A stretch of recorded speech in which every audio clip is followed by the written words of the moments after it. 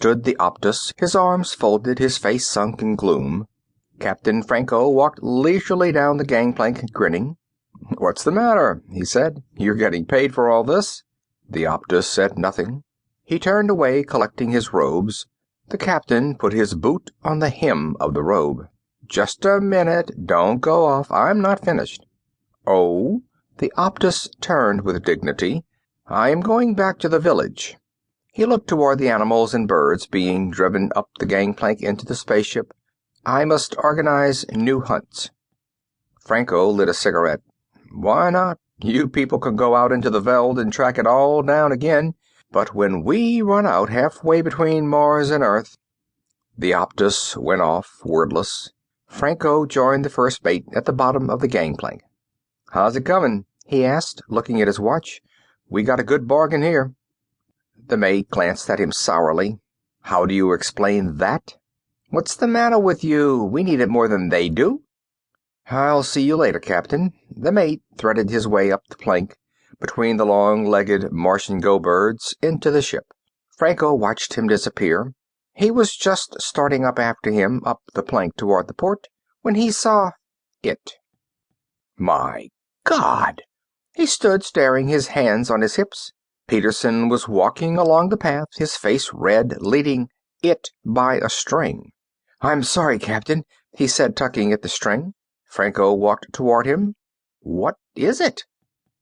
The wub stood sagging, its great body settling slowly. It was sitting down, its eyes half shut.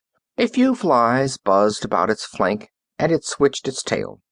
It sat. There was silence. "It's a wub," Peterson said. "I got it from a native for 50 cents. He said it was a very unusual animal, very respected." "This?" Franco poked the great sloping side of the wub. "It's a pig. A huge, dirty pig." "Yes, sir, it's a pig. The natives call it a wub." "A huge pig. It must weigh 400 pounds." Franco grabbed a tuft of the rough hair. The wub gasped. Its eyes opened, small and moist. Then its great mouth twitched. A tear rolled down the wub's cheek and splashed on the floor. "Maybe it's good to eat," Peterson said nervously.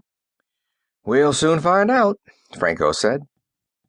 The wub survived the takeoff, sound asleep in the hold of the ship. When they were out in space and everything was running smoothly, Captain Franco bade his men fetch the wub upstairs so that he might perceive what manner of beast it was. The wub grunted and wheezed, squeezing up the passageway. "Come on," Jones grated, pulling at the rope. The wub twisted, rubbing its skin off on the smooth chrome walls. It burst into the anteroom, tumbling down in a heap. The men leaped up. "Good Lord," French said. "What is it?"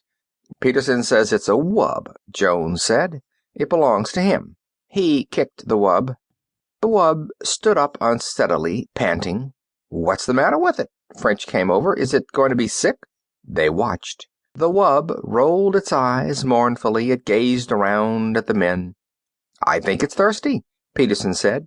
He went to get some water. French shook his head. "No wonder we had so much trouble taking off. I had to reset all my ballast calculations." Peterson came back with the water.